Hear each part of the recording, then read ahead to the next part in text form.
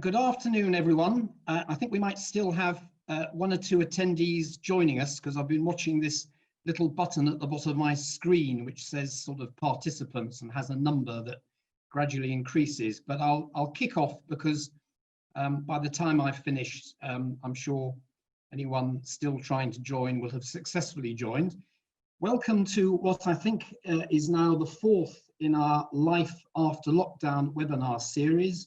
And hopefully you can see on your screen that the subject this afternoon is a VAT update.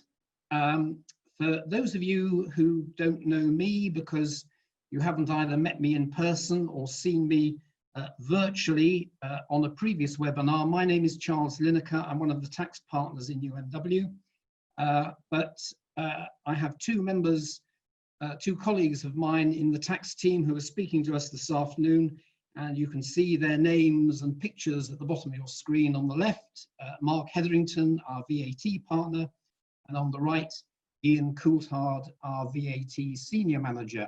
Now, many of you already know either Mark or Ian, if not both, and therefore they need very little introduction.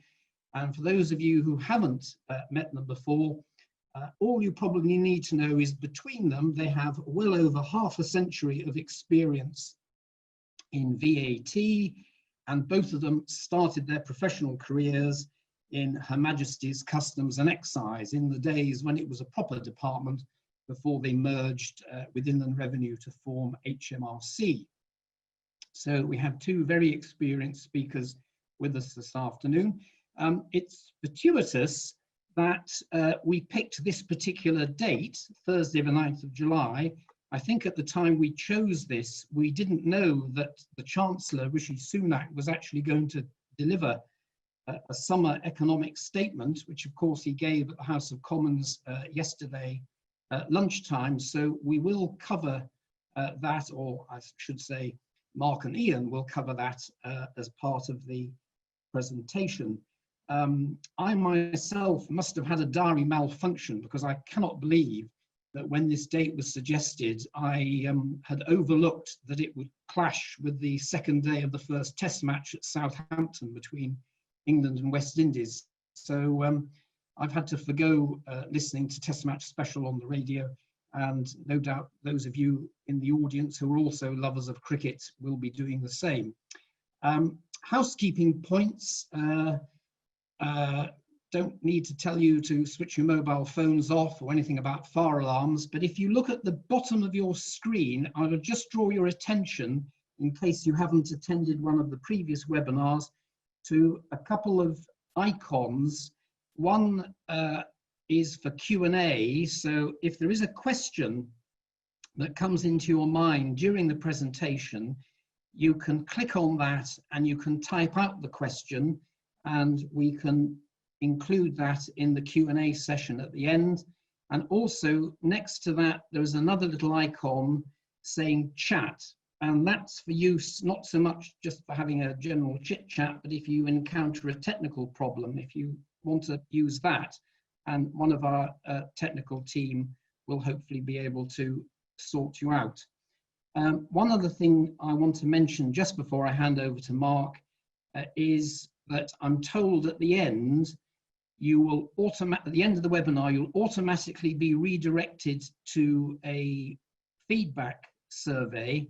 And if you'd be so kind as to complete that, that would be really appreciated. If we don't get one back from you, you may find that you're on the receiving end of an email later with the survey asking you to complete it. We do find it very useful to look at responses and comments from attendees. So I think that is just about everything that I need to say. And I see, actually, having just looked at the bottom, that the numbers have gone up while I've been talking. So apologies to those of you who have joined while I'm in mid-spiel, but you haven't really missed anything significant because the main event is obviously Mark and Ian. And at this point, I'm now going to mute my microphone, stop my video, and hopefully with the wonders of technology, Mark Hetherington will appear on the screen to take you through the first part of this afternoon's presentation.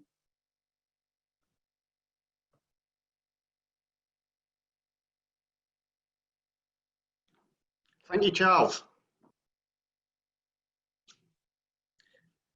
Thank you also for everyone who's attending this afternoon. Gives us great pleasure to give you an update on VAT, both myself and Ian. We're going to share the presentation between us. And I would ask you to, we don't mind being bombarded by questions. For those that know Ian and myself, hopefully you'll appreciate we do not sit on the fence. So if you want an answer to a question, please get typing. The topics that we're going to cover this afternoon, listed on the screen, we've got yesterday's 5% introduction of a temporary 5% VAT rate for certain sectors. We've got a little bit of old news in relation to COVID-19 support measures, some VAT changes linked to Brexit, other proposed changes that we're aware of, some housekeeping inefficiencies, risk of compliance reviews by HMRC, and finally a Q&A session.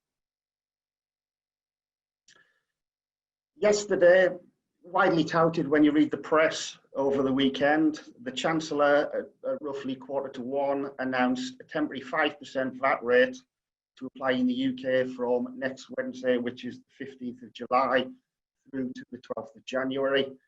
The 12th of January is a Tuesday, so why you picked it to end on a Tuesday, I don't know. But up until roughly 2:10 this afternoon, we had very little detail on it, other than knowing that it was a temporary cut from 20% to 5% for certain sectors, those sectors being typically hospitality, i.e. restaurants, cafes, takeaways, accommodation, and also admission to certain premises. Definitely a welcome measure. I've put on the bottom of there's a link to a business, there isn't a link, but a business brief came out at 14:11 this afternoon. Thank you, HMRC, thank you for the notice of that. And thank you also within the business brief. If anyone wants it, please just let us know and we'll send it on. Unfortunately, 2 out of the 4 links within the business brief don't yet work.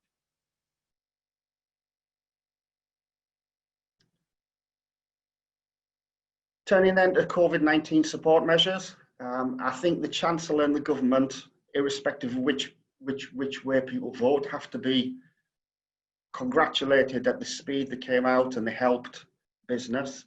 In the early days of COVID, sort of mid-March, late March, the pressure in the country, as well as keeping everyone safe, was preserving cash. And from a VAT perspective, the Chancellor acted very, very quickly. And on the 20th of March, made the announcement that any VAT payments falling due between the 20th of March and the 30th of June could be delayed on a voluntary basis, on an optional basis, until March 2021. Yesterday, the government estimated that the level of VAT payments that have been deferred to date come in around about £38 billion. A reminder though, for people that were looking to defer the VAT, your VAT return for the relevant quarter had to be submitted as normal. Now at the time, what HMRC didn't say is it was actually optional, and it later transpired that HMRC's computer was unsophisticated, and for those businesses who'd been paying their VAT by direct debit, which itself had a number of different benefits, unless you actually cancelled your direct debit, the moment you put in your VAT return, HMRC would then look for your payment. And I am aware of 2 clients where something went wrong with direct debits, and despite believing they were intending to defer the relevant VAT amount, unfortunately the amounts were taken from their bank account. For those businesses that have deferred, you're expected to pay the balance off by 31st of March 2021. We do expect HMRC to issue some statements of account probably in the early part of next year, just to remind people of the balance outstanding. There's no interest charge or penalties, providing the monies are paid no later than the 31st of March. But also there is the possibility for businesses, if you want, you can make optional payments well in advance of that date. And again, we do have a number of clients that I am aware, around about March, April time, the demand was pressure, preserve the cash, see how situations progress, etc., etc. And we do have a number of businesses that have now decided just simply to pay the liability off. So that's one for people to consider. There was a slight anomaly for businesses that were on payments on account, because HMRC, instead of referring to specific VAT returns affected by the VAT deferral, they referred to the due dates of payment. And for those businesses that actually had a VAT return for May that were on payments on account, could actually take 2 bites of the cherry. Other COVID-19 support measures which the government had introduced, import duty and VAT, the liability still arose, and HMRC initially did say they expected that to be paid at the point of import or at the point your monthly deferment account was due to be paid. But quietly behind the scenes, they did offer allowing time to pay for your monthly deferment account, albeit we've seen again on 2 occasions, something went wrong behind the scenes, and the computer, HMRC's good old computer, didn't recognise that there was a time to pay approval in place and put a stop on people's deferment account, which caused a little bit of a hiccup on imports. A separate measure on imports that the government came out quite quickly was imports of PPE, albeit limited to specific PPE being sourced on behalf of NHS type bodies. So that was quite limited in scope at the time. But then furthermore, without much notice, on the afternoon of 30th of April, the government then announced a wider 0 rating of supply of PPE equipment, initially to run from the 1st of May to the 31st of July. But a couple of weeks ago, they've actually extended that through to 31st of October. Now that is particularly relevant for businesses who cannot reclaim the VAT, such as care homes, nursing homes and dentists. One thing to be mindful of, it doesn't cover every single supply of PPE, but instead it's focused on PPE which is used to try and prevent people catching COVID-19. There is a business brief on that one. Another simplification which had been announced was the option to tax notification.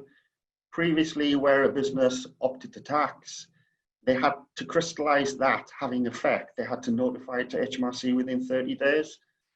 HMRC, conscious that lots of people were working from home, unable to get signatures on documents, etc., have announced a temporary extension to the notification period by up to 90 days.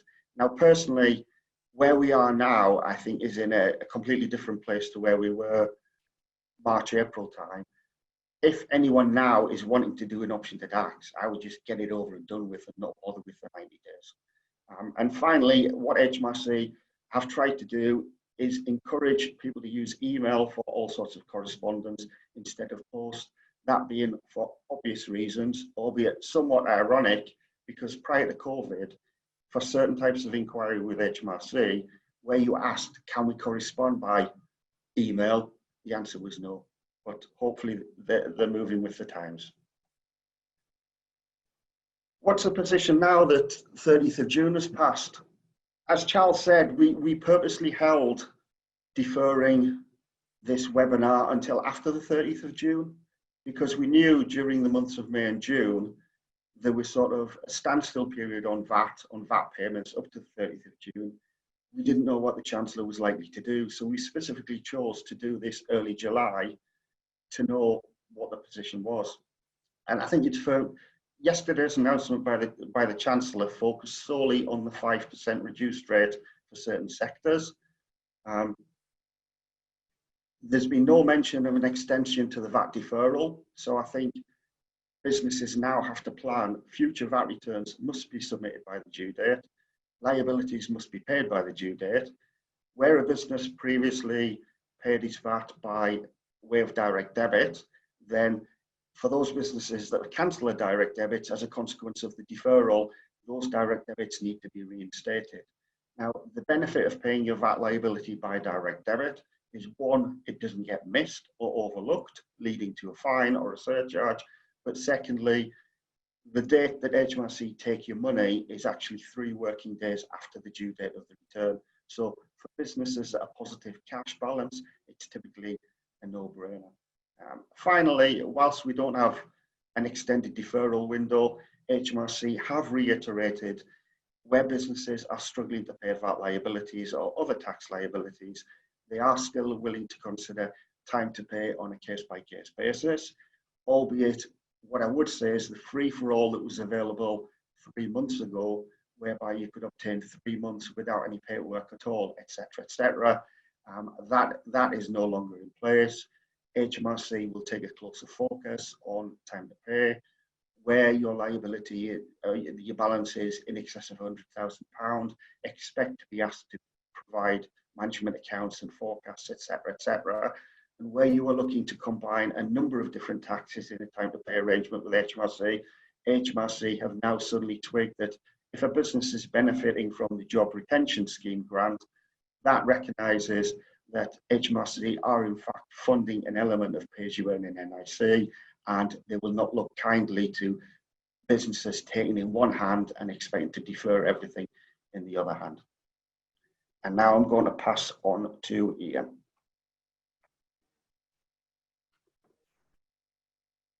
Thank you, Mark. Welcome everybody. So what I'm going to do now is chat through some of the things that will be happening from January next year to do with Brexit. I suppose one thing is we spent probably 3 years after the referendum speaking about little else but Brexit. But since the turn of the year, it's gone very quiet on that front. So it's probably just worth reminding everybody that the UK did actually leave the EU on the 31st of January. But throughout this year has still been regarded as being part of the EU single market until 31st of December, while there's a transitional agreement in place, which is expected to expire on the 31st of December. What that means is that although we did leave the EU, in essence, it was almost as is, and everything carried on as if we were still within the EU certainly from a VAT perspective, and a customs perspective, being treated as part of the single market. Still continuing the same rules if you were selling goods to customers in the EU, goods and services from the EU. The same rules applied regarding needing your customer's VAT registration number, etc., and still need us to submit EC sales list and interest stats if you needed to do them. So what can we expect from 1st of January 2021 at the end of the transitional period, assuming that there's no extension, and also depending on what trade deals are? There will be a return to import and export procedures that were in place before the single market. And if those you are old enough to remember, that was way back in around about 1993 when that was introduced, so it's been around for some time, and a lot of businesses, a lot of people probably forgotten what was needed back then.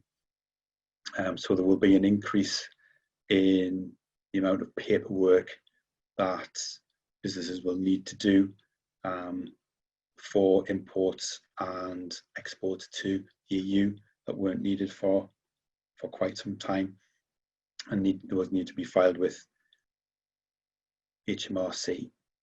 There will be import duty implications as well, because as part of the single market, there was no tariffs for traded goods between EU member states. Obviously, since leaving the EU, there will be likely import duty tariffs on goods coming in from the EU, depending again on what trade deal is agreed. The HMRC have had announcements in the past where they would look to simplify tariffs, but expect those to be in place after the 1st of January next year. HMRC did announce that previously, if there was no deal, then they would look to introduce what was called postponed import VAT accounting, which currently, when you import goods from outside the EU into the UK, when those goods enter or to clear customs, you need to pay an amount equivalent to 20% of the value of the goods, and that's called import VAT. What they proposed was postponed import VAT accounting. So instead of paying over an amount of VAT to HMRC to allow the goods to clear customs, it would be an entry on the VAT return. So there would be no actual payment of VAT. It would be an entry on the VAT return, which would make it a lot easier and better cash flow for businesses where you're not actually paying out VAT and then claiming it back. It's just a straight in and out entry on the VAT return. One positive thing for leaving the EU and would be that no more VAT Intrastat declarations to be made or EC sales lists.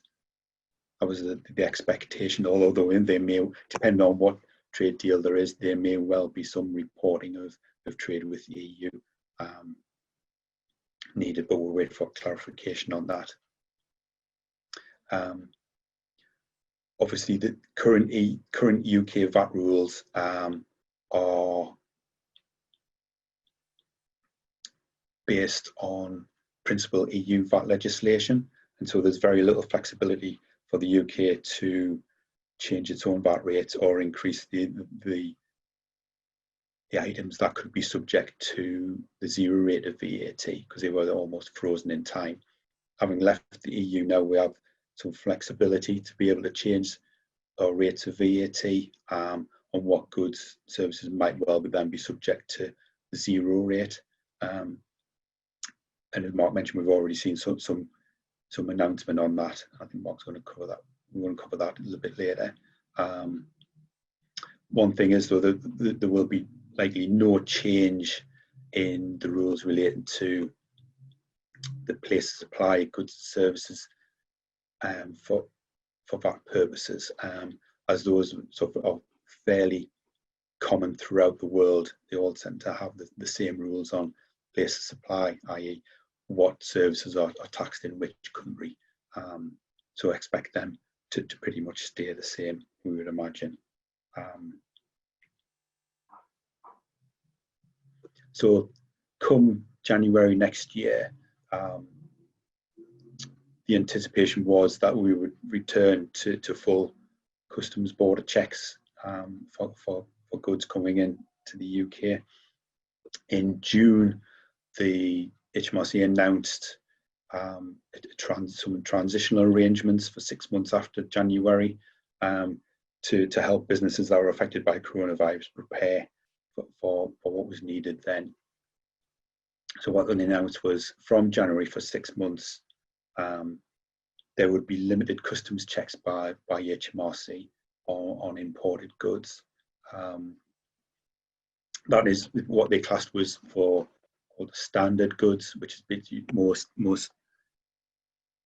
goods that would be imported into the UK, but businesses would still be required to keep records of imported goods, and they would then have 6 months to submit the import entry documentation to HMRC and pay any necessary import duties from that. There would still be customs checks on what were classed as controlled goods, which are alcohol and tobacco, and there would still be physical checks on what classed as high risk goods like live animals and certain plants during that period.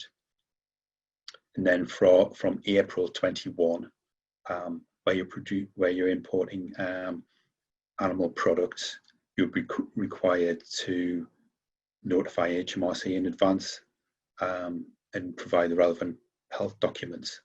So again, it's a more tightening up of the procedures for those goods. And the anticipation is that from July next year, we then move into regime where you would have full customs procedures for imports, where you would then be required to produce or submit the import entry documentation and pay any necessary charges at the time of import, or we're using a necessary deferral account if you have authorization for one. So there's like a 6 months light touch period or a transitional period to allow businesses to prepare for that. So an extension from January next year to July next year. So what can we expect when looking at sort of selling into the EU from January next year? Obviously, like I said, will no longer be part of the single market, and again, depending on what trade deal is produced, it would be back to normal, as if the EU was what's classed as a third country, as if we were exporting outside the EU now. Currently, if you're an online retailer, you can benefit from what are called distance selling rules, where you can sell into various EU countries and still account for UK VAT up to certain levels, certain values of trade into each EU country.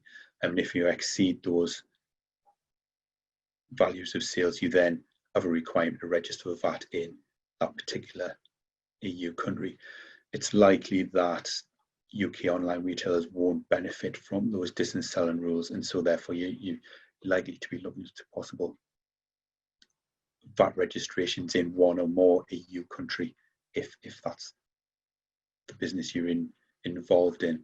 And also, if you're not involved in online retail but actually involved in moving goods around the EU, then the likelihood is that you're going to have to require in a more than one or at least EU VAT registration to facilitate that.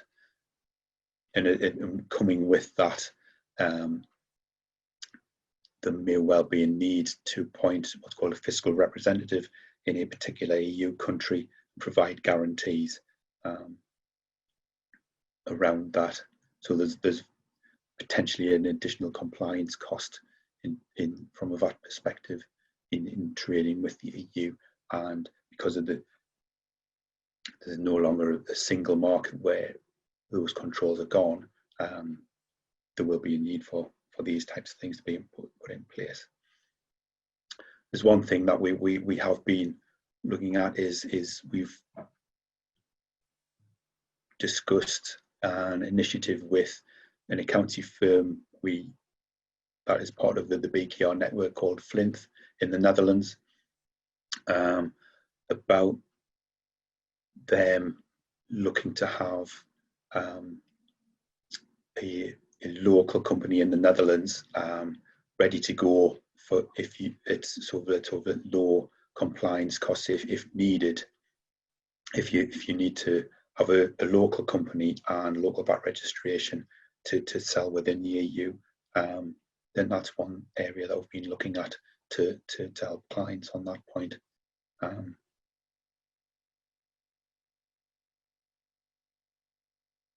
So that was sort of a skip through some of the points that we probably need to think about come January next year come Brexit. And some of the so now looking at some of the other changes that have been announced. Top one there is the zero rating that's been extended from the 1st of May to e-publications. A lot of you may well be aware that, so when you buy a book or a newspaper, that's zero rated from a VAT perspective. But the same zero rate didn't apply if you bought in effect like an e-book, like a Kindle book or any publications here, online newspaper, that didn't benefit from the zero rating, and it was subject to VAT at 20%. Following a recent case, which HMRC lost, they announced with 1 day's notice on the 30th of April that from the 1st of May we're extending zero rating to include e-publications. So that if the e-publication looks and feels like has the same content of its equivalent printed matter, then it would qualify for the zero rating, which would, in the modern days looks sort of common sense, really. The second phase of the introduction of making tax digital for VAT has been postponed or deferred till April next year, which is the requirement for the full digital link between all aspects of your VAT accounting software. That has been delayed until April next year. There's still a feeling between Mark and myself that they've possibly picked on the wrong tax. Excuse me for that. What was a problem with submission of the VAT return as it was when you used to go online and fill in your 9 boxes, but we are where we are with that, and so that they announced the delay of the second phase of MTD until April next year. It may well be delayed further, but expect that to come in from April next year. They also announced the delayed introduction of the reverse charge on construction services until the 1st of March 2021. Detail of that was published some time ago, as it was delayed. It's been delayed twice now, so that was delayed until March next year. And they've also announced the extension of the zero rate for importing goods that would be used for testing and research, and that also applies. There's a relief for any import duty on those goods as well, which is quite welcome, I think. So I think I'm going to pass on now back to Mark, who is going to discuss, excuse me, he flicks on the next slide, on some housekeeping points and efficiencies that would be useful for everybody. Thanks, Ian. I just hope that cough isn't a persistent cough. Yes, I think it's just dry air. Yeah, because given our ages, we're potentially getting in the at-risk category. Yes. The days of planning around VAT in the main are long gone, and long gone probably 20 plus years ago, because HMRC, in fairness to them, did get their act together. But that said, there are an awful lot of efficiencies that can still be achieved by businesses just with some simple and common sense housekeeping. I put on there VAT groups. A VAT group, unlike in corporation tax, whereby your grouping is considered automatic, groups for VAT purposes are per application. And the benefit of having a VAT group is that you don't need to worry about the VAT treatment of supplies between different companies within your VAT group, because everything is just simply ignored. One for people to think about, they've been around for 40 plus years. Many of our clients do have them. Albeit an important point to note is that a company can no longer be a member of more than one VAT group. Tax points concern the point at which the VAT liability arises, and therefore when you have to account for VAT as output tax on your VAT return, and also with reference to when you're entitled to reclaim input tax. Now, I've put it on there specifically because the extension to the 5% VAT rate for the hospitality sector, the accommodation sector, the visitor attraction sector, which applies from the 15th of July next week and runs through to the 12th of January 2021. You may have situations whereby you've sold tickets to an event or you've sold vouchers for a meal, and to date you've recognised the VAT in relation to the point that you received the cash. But if the benefit of that service is going to actually be delivered / consumed between the 15th of July and the 12th of January, there is the opportunity through optional rules to revisit the VAT treatment on that cash and account for VAT based on 1/21st of the consideration rather than at the full 20% value.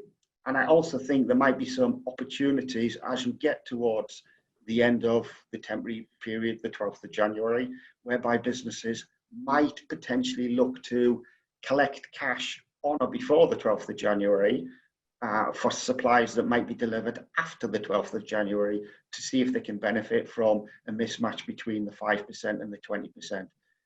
Difficulty with there is we've seen the announcements from HMRC, we haven't as yet seen the legislation, and there might be something in the legislation to basically say to counter those propositions. Bad debt relief adjustments, again, cash flow planning. Bad debt relief is whereby you have already accounted for VAT on the supply, but your customer has taken in excess of 6 months to pay you the VAT. There are tried and tested rules that enable you to adjust your VAT, so you're not having to start the VAT at 20% or at 5%, whilst your customer owes you 105 or 120. And again, I would just, in the current climate, it's well worth businesses refreshing their mind on those. Customs approvals, probably of more relevance as we approach January 21, because as Ian says, we have in fact left the EU. We have to assume that there will not be a trade deal, and if there's not a trade deal, then effectively it's back to full import and export controls, and it is the reintroduction of customs duties potentially on purchases from the rest of the EU.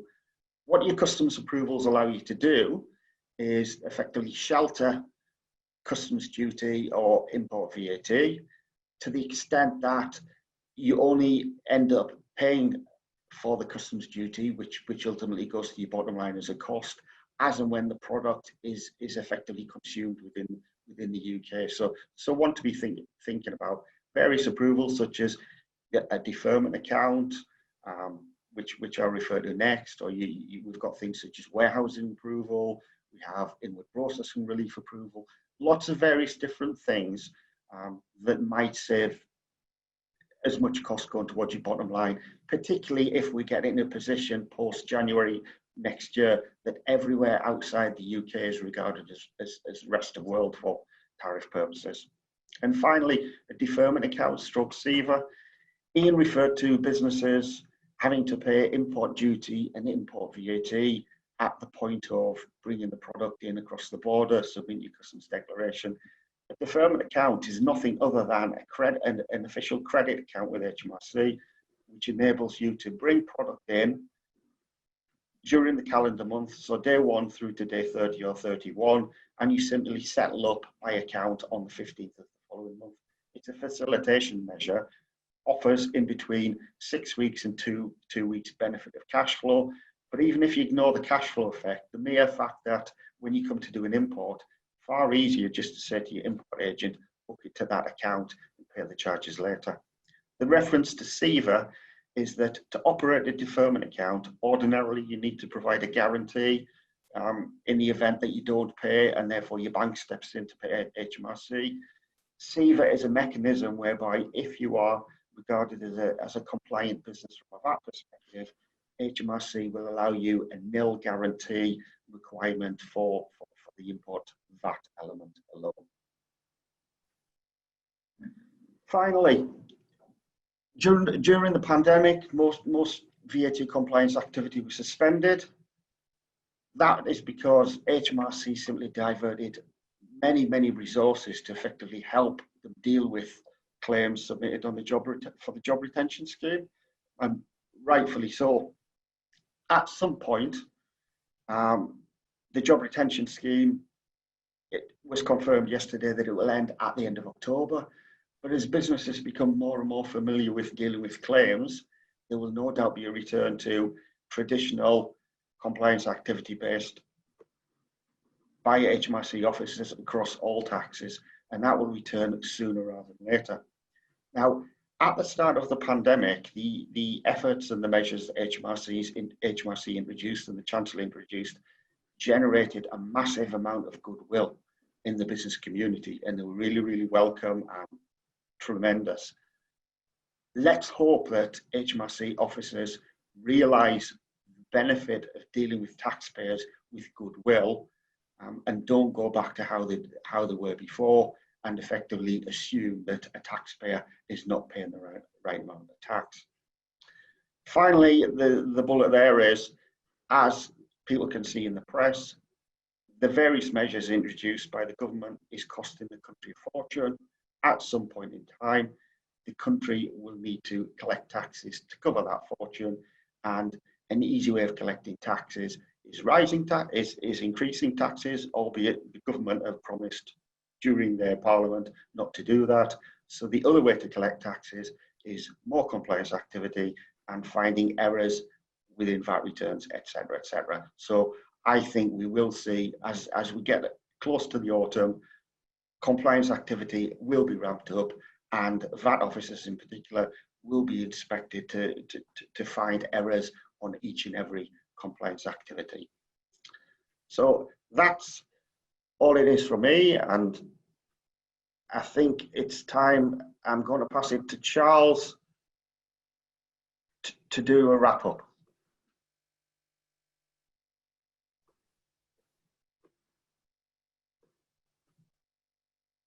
Well, thank you very much, Mark, and thank you very much, Ian.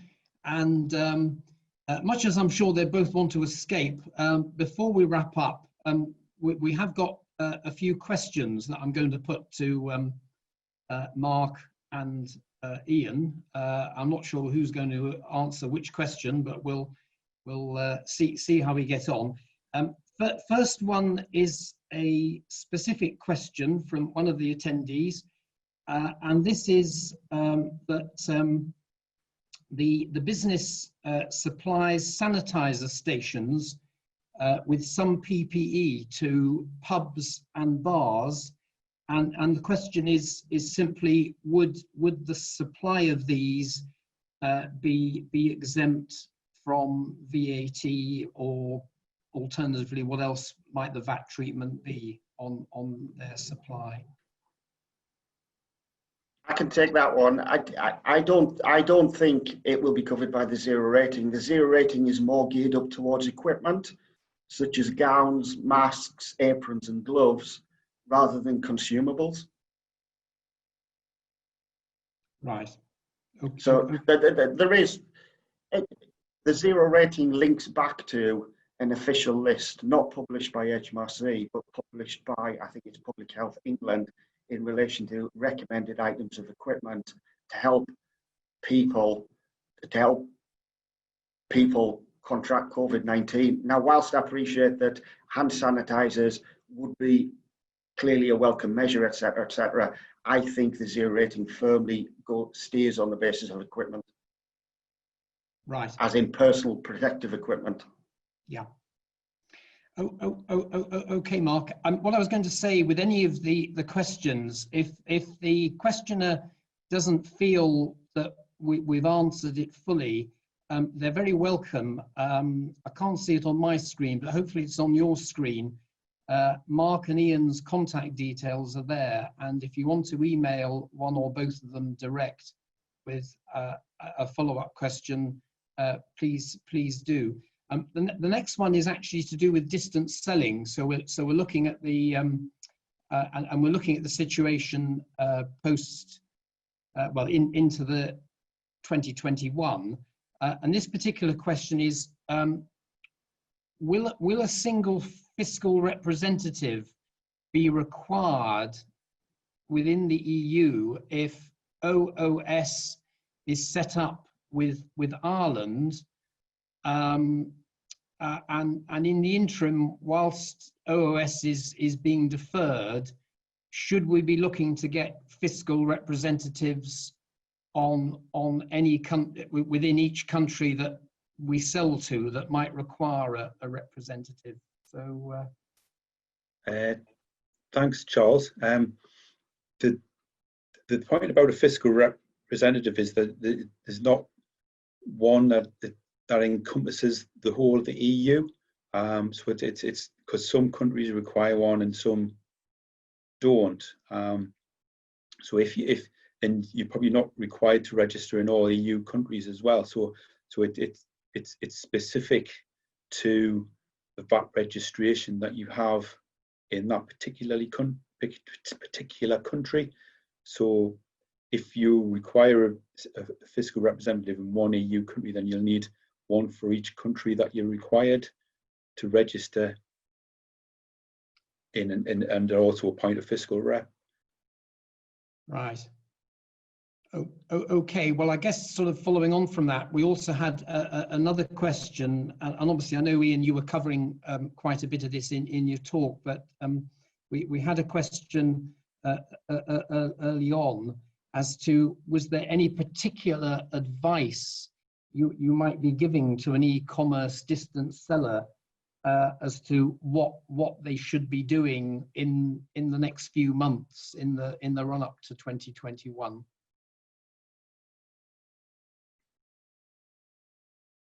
I can pick that one, Ian. I mean, if on the assumption that it's distance selling of goods, then the current rules for distance selling apply solely to businesses established within the EU. And there is a risk come 1st of January that we are no longer regarded as within the EU for VAT purposes. And there is a clear risk that the thresholds no longer apply, and you need to VAT register as soon as you sell something for £1 in different member states. Now, what we're looking at is a balance between should clients look to a subsidiary company in one member state, for example, the Netherlands. Other examples we're looking at is particularly certain freight forwarders or courier companies are actually looking to step in and do the VAT obligations on behalf of clients. So we're trying to map out through each and every country. I think what clients need to do is just establish in which countries they should be VAT registered, look at the level of sales in those countries. Is it necessarily worth continuing to achieve those levels of sales, and with it attract large compliance costs by virtue of having to VAT register, or do you potentially no longer sell in that country? Other opportunities are, can you increasingly, countries throughout the world are expecting the marketplaces, so the likes of Amazon, etc., to be on the hook for the VAT. Can you set in place arrangements with your marketplace so the marketplace looks after the local compliance and they're dealing with the local VAT issues? But it's not a one size fits all. Yeah. Okay, thanks for that, Mark. This next question, we're back really to the immediate situation following the Chancellor's statement yesterday in the Commons. This questioner is saying, our accounting systems are already set up to handle a reduced rate of VAT of 5%. Can we confirm that this VAT code is going to be acceptable to use for the reduced rate that's going to come into force for the temporary reduction for the hospitality sector, and it doesn't require any special disclosure or reporting during the period that this applies? Yeah. Thanks, Charles. The simple answer is that the current tax code that is in the accounting system for 5% will apply equally to the temporary 5% rate for hospitality and admissions. And it, for want of a better phrase, will apply as normal. So you just, instead of coding those transactions to the 25 to the 20% rate, you, from 15th next week, you code them to the 5% tax code, and there's no separate disclosure or reporting of those transactions other than through your normal VAT return. So there's no separate report you have to do for HMRC. Okay, thanks very much for that, Ian. Yes, do you have any views as to why the Chancellor has limited the reduction just to certain sectors rather than applying it across the board, as happened on previous occasion? I think this time is different to 2008. Yeah. 2008, we had a financial crash. People were holding on to the money, and there wasn't a demand to spend, and the government was trying to increase that demand, so effectively reduce the VAT rate from 17.5% to 15% for a period of time. This current period of time, through the pandemic, it's estimated that personal wealth, personal savings have increased across the country by roughly £25 billion. And in addition, personal debt has also been reduced by circa £4.5 billion. So I think the demand is there, whereas in 2008, the demand isn't there. The demand wasn't there. So we have pent-up demand. We have people want to spend money. So rather than give it across the board and say, we'll do 5% across the board to encourage people to buy a £30,000 car, what they're trying to do is encourage people to get out and about and spend money in businesses and sectors that are crucial for maintaining as much employment as we'll possibly have. Yeah. Okay. Well, thanks very much, Mark. I think at that stage, I really am going to wrap things up, because time is moving on. Just before I do finish, I'd just like to mention that our summary of all the various measures announced by the Chancellor yesterday is now available, or will be available shortly. If you're already on the UNW emailing list, you should get a copy of that automatically before close of play today. If you're not on the UNW emailing list, it should be on the UNW website, www.unw.co.uk. And obviously, if you have any further questions, do please get in touch. I've had one question from an attendee about a copy of the recording. I'll have to follow that up separately, because I'm not honestly quite sure what our rules are on that. But as the attendee's been very kind enough to give me their name, I'll be able to respond direct. So the only other thing I'd just like to say before thanking Mark and Ian is remind you that at the end, when you leave this presentation, you should get redirected to a survey. And if you wouldn't mind spending a couple of minutes just completing that and sending it off, we'd be very grateful. Thank you very much to all of you for attending this afternoon. Thank you very much, particularly to our two speakers, Mark and Ian. We have got some more webinars coming up, but I'm not going to spend time talking about those now, because they may or may not be relevant to many of you, but the details will be on the UNW website in due course. So on that note, the sun is still shining here in Cumbria. I hope it is wherever you are, and hope we see you again soon. And thank you very much for attending. Bye for now.